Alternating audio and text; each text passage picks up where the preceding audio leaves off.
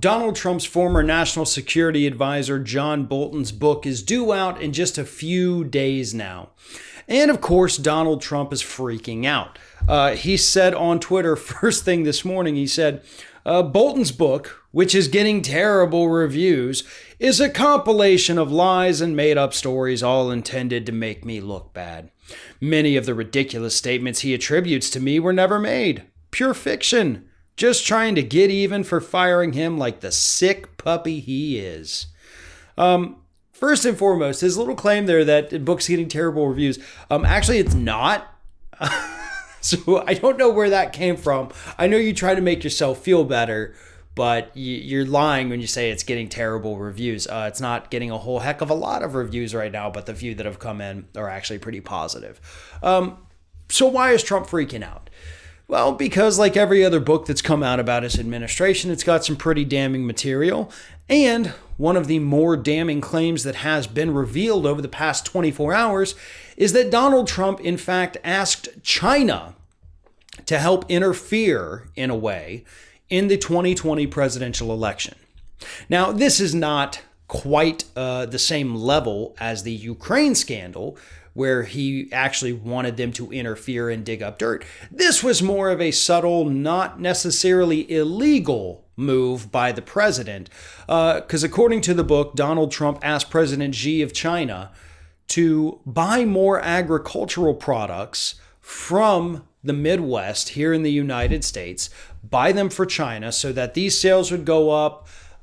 Farmers would be doing better. The Midwest would be doing better. It would help the economy out there.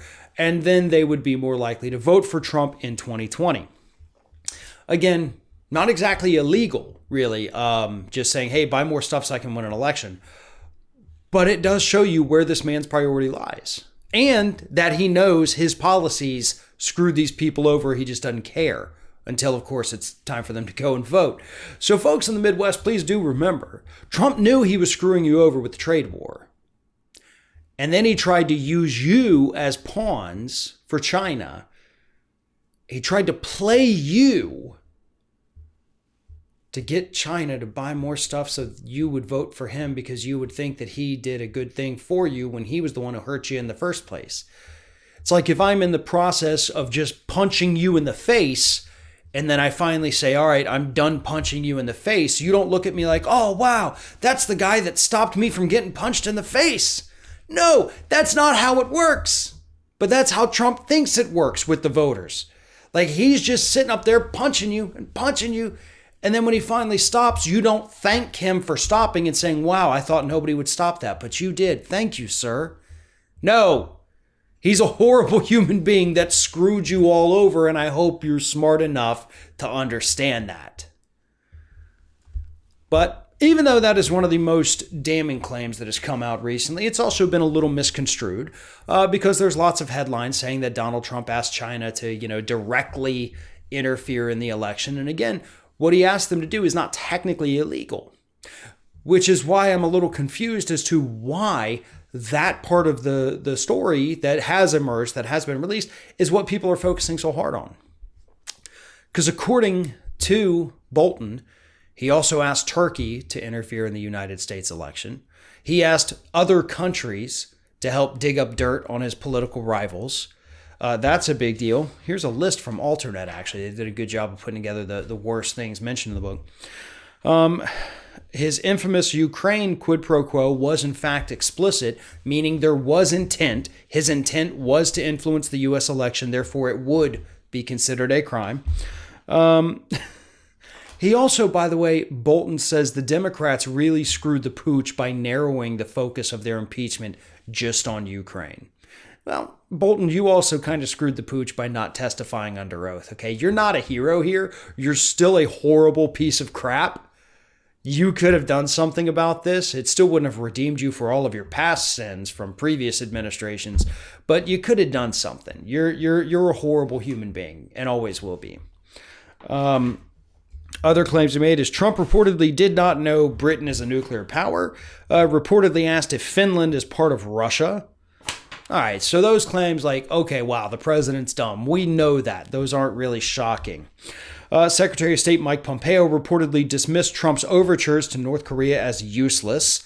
Bolton says he reported cases of Trump's potential abuses of power to Attorney General William Barr. Now that's a big one. That kind of seems to me like the kind of thing Bolton should have testified to under oath. And as we always see, he carries around those yellow notebooks because he keeps notes of everything, and that's why staffers of Trump are so terrified of this book coming out next week. But it would seem like he should have, told investigators about that when it was time to do that. And here, to me, is absolutely the most disgusting thing in the book. Bolton's book indicates that Trump encouraged China to pursue its policy of putting a Muslim minority population in concentration camps. That to me kind of seems like the thing the media should be paying a little bit more attention to.